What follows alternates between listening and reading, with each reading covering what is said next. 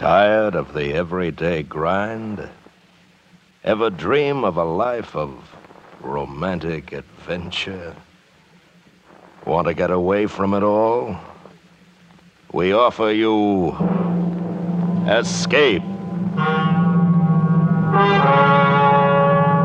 Escape, designed to free you from the four walls of today for a half hour of high adventure.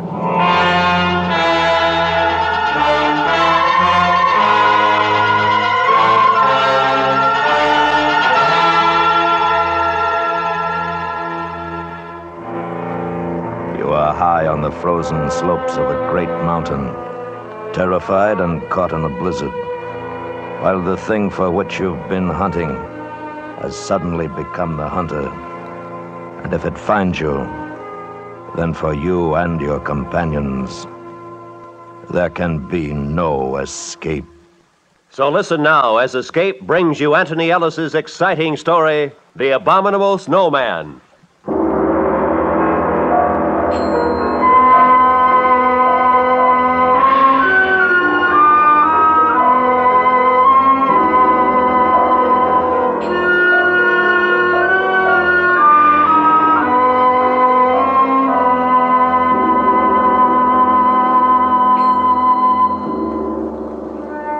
Our first bit of luck was when we hired our Sherpa guide, Nasang. That was in Darjeeling. When I told Nasang what we were after, he hesitated for a moment. And then he said, The Sahibs have not come to climb Shomolungma? "Oh, no, we're a little late for that. It's already been done. The other two Sahibs and myself are here for the reason I told you." Meto Kangmi? That's right. The Sahibs always hire me to climb the mountain with them, but never this. Are you afraid of them? I have seen one. You've seen one? Yes, many of us have seen them. Wait a minute. Alan. Yeah. What's that? I'm interviewing a Sherpa in here. He says he's seen one of the things. Hey. Where's Frank? Went out to get some tobacco. Oh, all right, come on in. I think this is our man. All right. Nasang, this is Mr. Ferris. Sahib? Hello, Nasang. Nasang was telling me about what he'd seen. Go ahead, Nasang. It has a face that is evil. And when it saw me, it uttered a strange cry and bounded away. Sometimes leaping, sometimes running with great strides. It was dusk, and after a moment I lost sight of it in the snow. Where were you? With the French expedition. It was at 19,000 feet on Shomolungma. How far were you from it? 30 feet, perhaps 35. You're sure it wasn't an ape? I am sure. There is no ape in the Himalaya to make such a track. What about bears? This too I have been asked. But does a bear walk always upon its hind legs? Well, that's enough for me. Alan? Yeah, he'll do. Yeah. But if you want the job, Nasang, you're hired. You are going to try to capture a Yeti? Yes. It will be a difficult thing, but I will serve with you.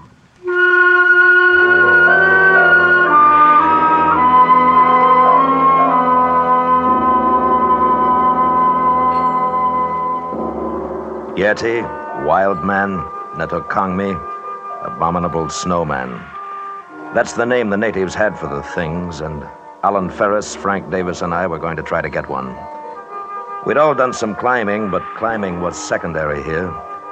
Expeditions since the beginning of the 20th century had heard of the Abominable Snowman, observed their tracks, and one or two white men claimed to have seen them. Great ape, bear, monkey, wild men, we didn't know, but we were going to find out.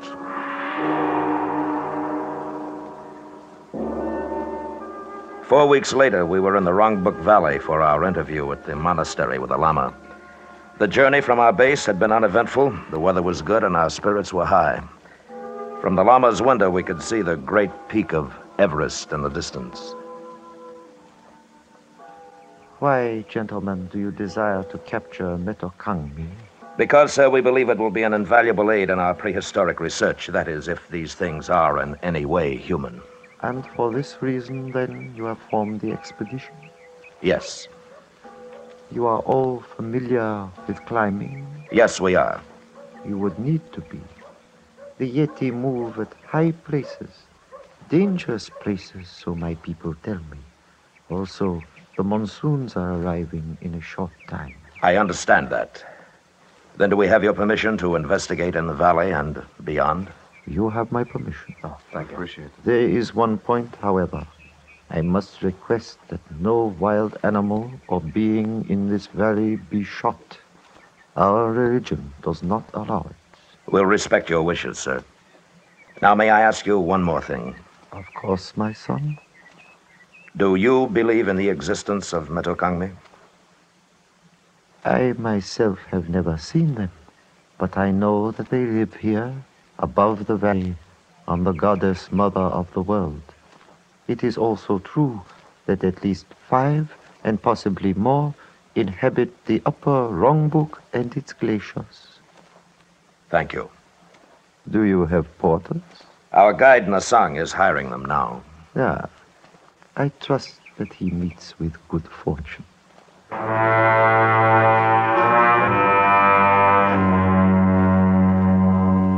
The old man, with great dignity, bowed slightly to us, and we were dismissed.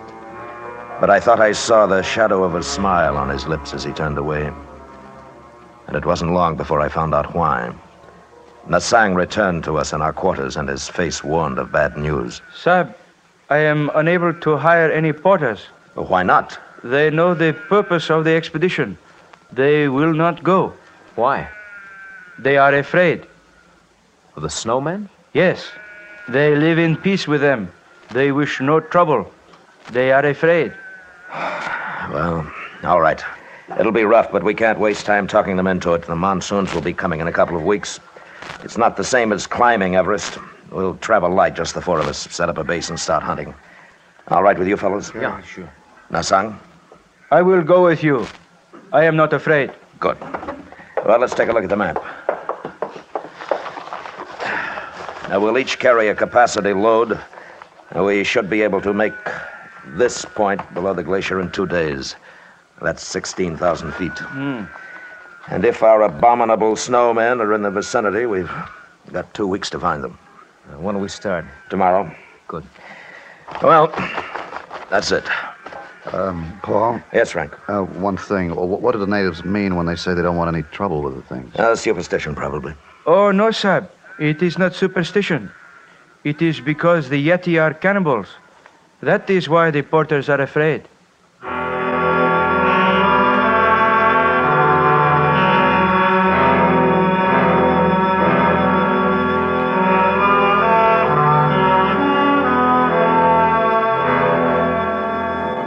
The weather turned ugly the day we left the village.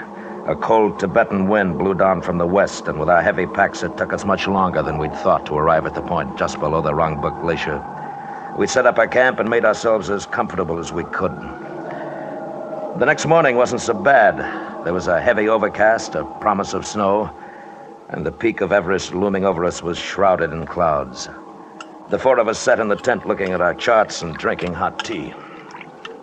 I figured it'd be easiest if we started at the East Glacier. It's only about 3 miles from here, and with the weather as stinking as it is, we won't run too much of a risk. What do you think, Paul? Well, that sounds all right. What do you say we split up? You and Nasang, Alan and me. We'll work up on either side of the ridge, here. And if we spot any tracks, fire 2 shots. Yeah, good enough. Now, the big thing, though, no matter what, don't shoot at the thing if you do see it. Okay? Okay. All right. If we lose touch with each other, we'll meet back here at 5. All right, let's get going.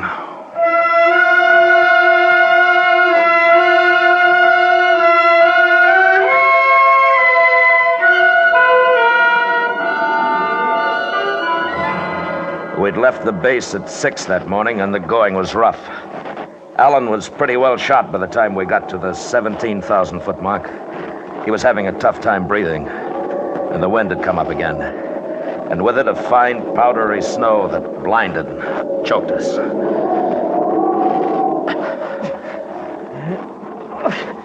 Hey, I gotta take 5. All right. Here, move over here. Might cut some of the wind. Oh, that's better. Oh, we might as well start back for the base. We couldn't see anything in this anyhow. You know, right now, I don't care whether we do or not. This is good weather. Wait until the monsoons start. No, not me. Oh, I'm cold. I've never been so cold in all my life.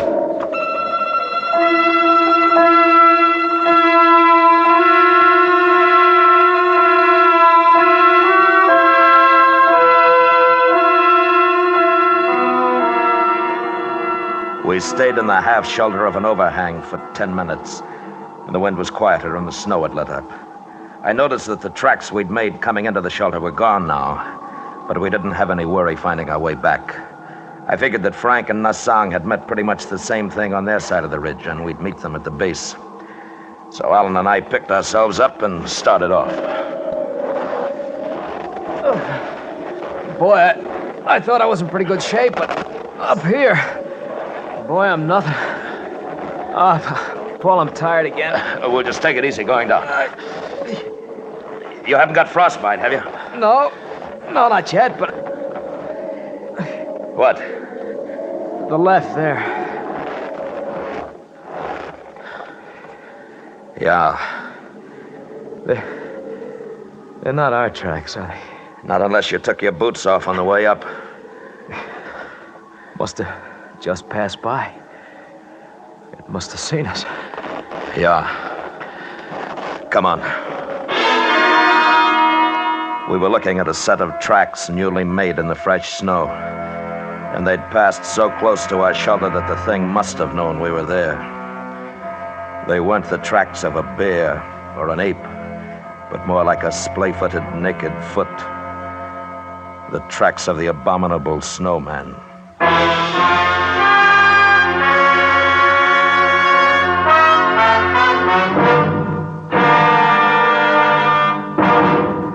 We will return to Escape in just a moment, but first, 30 million school children make their way back to class this year. There are just 10 million too many for existing school facilities. Contact Better Schools, 2 West 45th Street, New York 19, for information on ending this menace to America's educational standards. And now, back to Escape.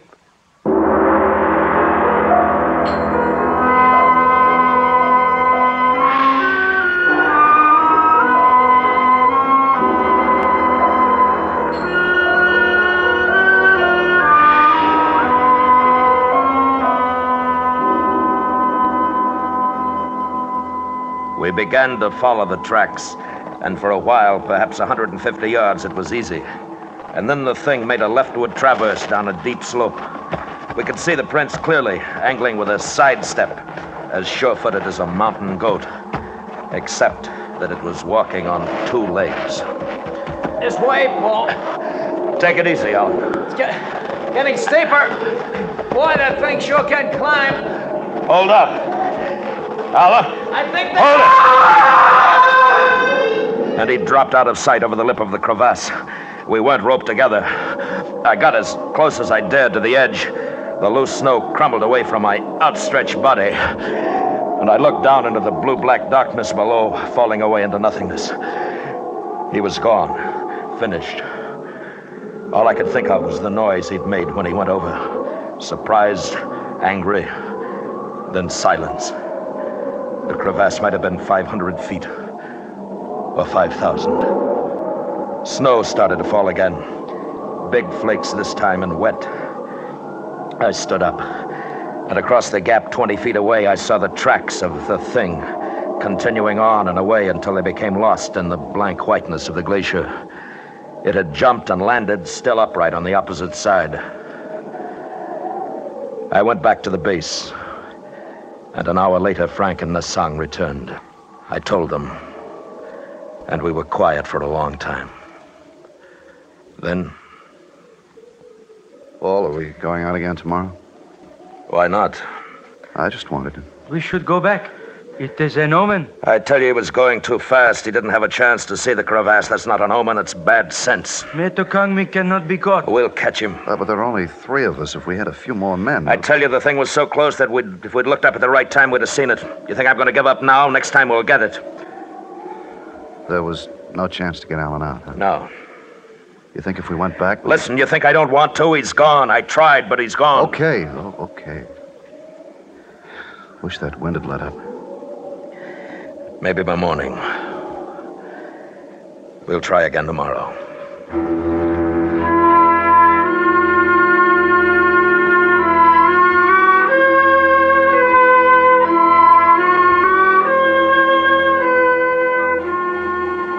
It was cold that night, and somehow colder because Alan was gone.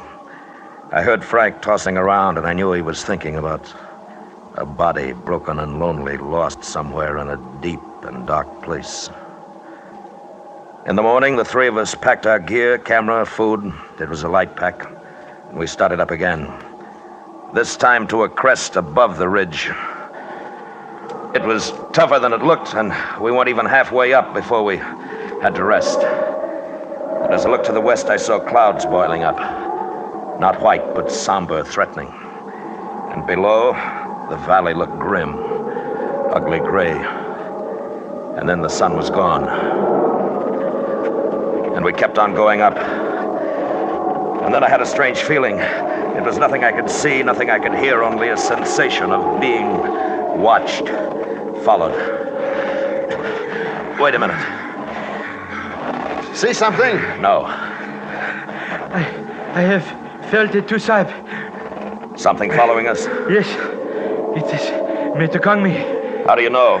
It can be nothing else. At this height, there is nothing else that lives. Maybe it's curious. No, don't turn around, Frank. Listen.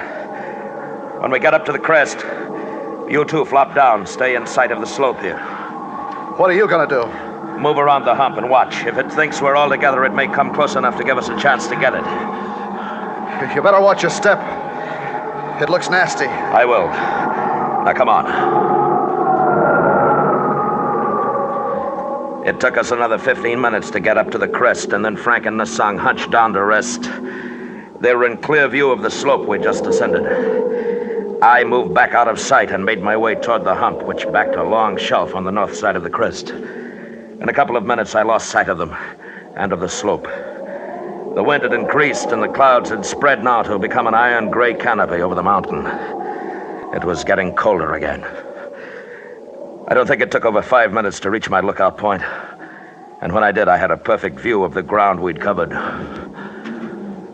There was nothing there. The men were out of sight. And I waited. A minute, 2. There was nothing. Until...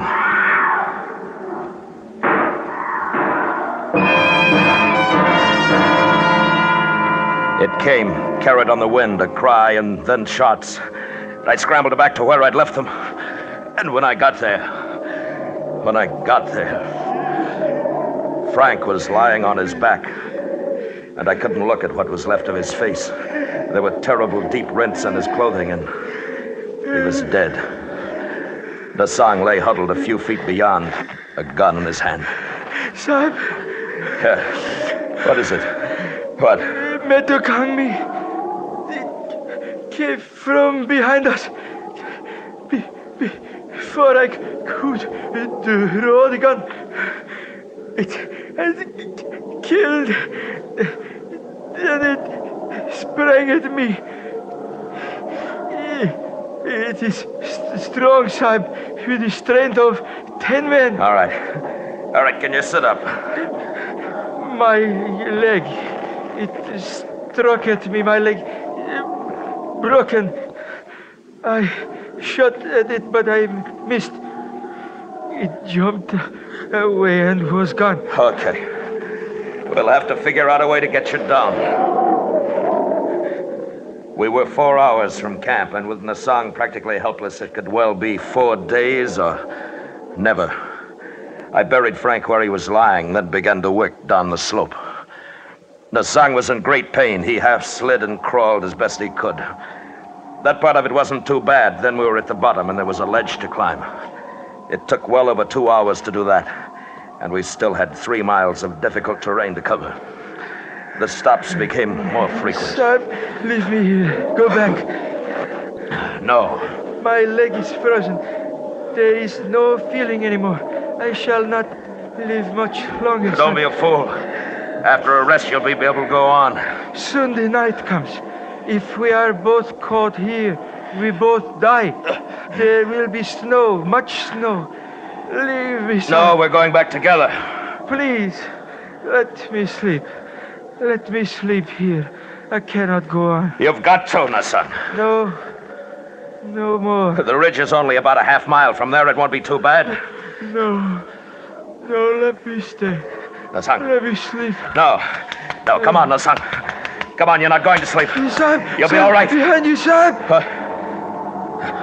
I turned, and for an instant I saw it outlined against the snow, crouching, of medium height. It was covered with thick hair. The face was reddish and bare, a semi-human face, and it was not an ape. The thing made a tremendous leap and was gone, but I'd hit it. I knew I hit it. The Kangmi, that was he. Did you kill it? No, I don't think so. Then it will be back. It has tasted blood. You must leave me. No, get up. Get up, come on. Let's go.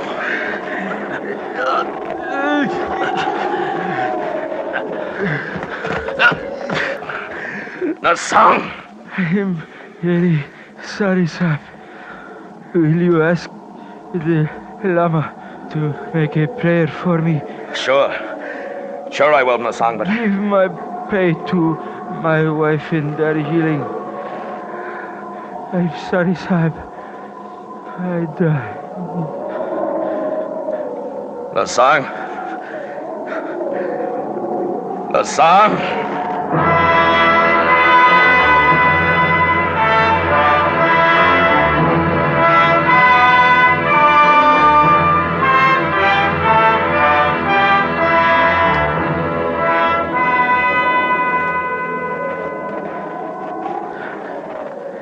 And the darkness came, and with it shadows and the snow. Every hillock, mound became the thing, motionless, waiting. In my mind, I kept seeing it, its long arms, powerful, and the dreadful claws it must have possessed. I carried my gun in my gloved hand, but I knew that I couldn't fire it unless I was barehanded. And that meant my hand would freeze to the gun. And then suddenly I felt myself slipping.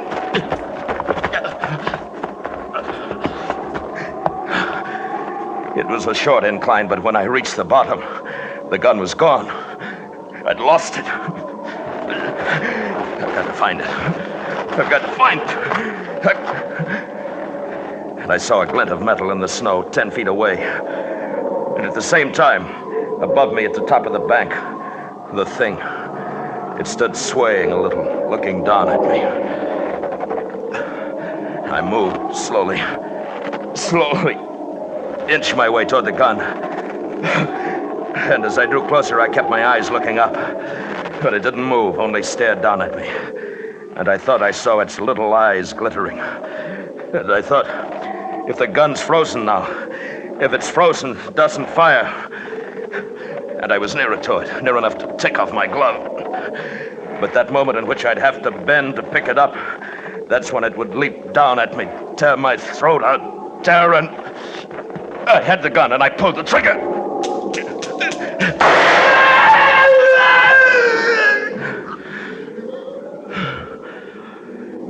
And it lay there, strange and terrifying, its blood staining the snow.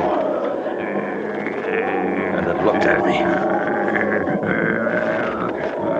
Looked at me until the sound died away.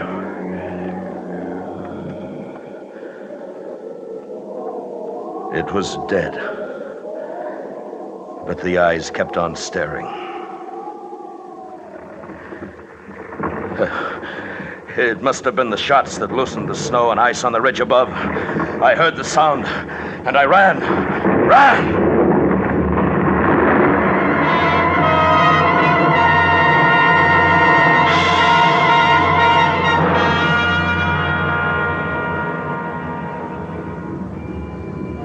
It passed me and swept on down toward the valley, the thunder of it dying in the distance.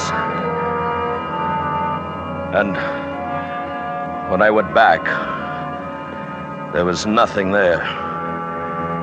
It was buried somewhere under tons of snow. I made my way back to the Wrong Book Village. I don't remember how. I didn't remember anything for 2 weeks after. But I'm alive. And I'm not going back there again. That's all I know. Or want to know about the abominable snowman.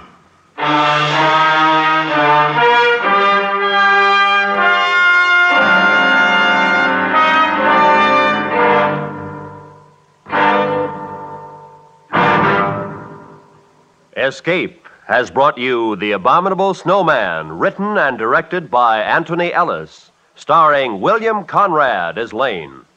Featured in the cast were Anthony Barrett, Hy Averback, Jack Crucian, and Edgar Barrier. The special music for Escape was composed and conducted by Leith Stevens. Next week. You are a passenger aboard a submarine making its last peaceful voyage across the sea. While unknown to you, the captain has a plan, which, if it succeeds, will mean for you and the entire crew a fate from which there can be no escape. So listen next week, when Escape will bring you Marion Mosner and Francis Rosenwald's exciting story, The Log.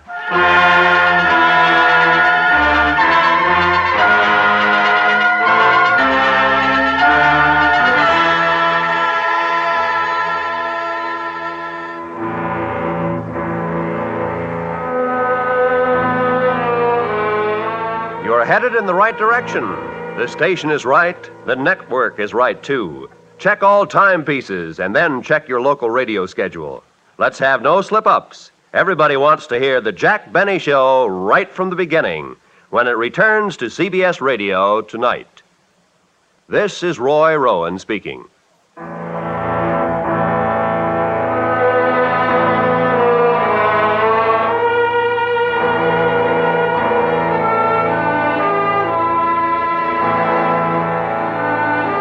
This is the CBS Radio Network.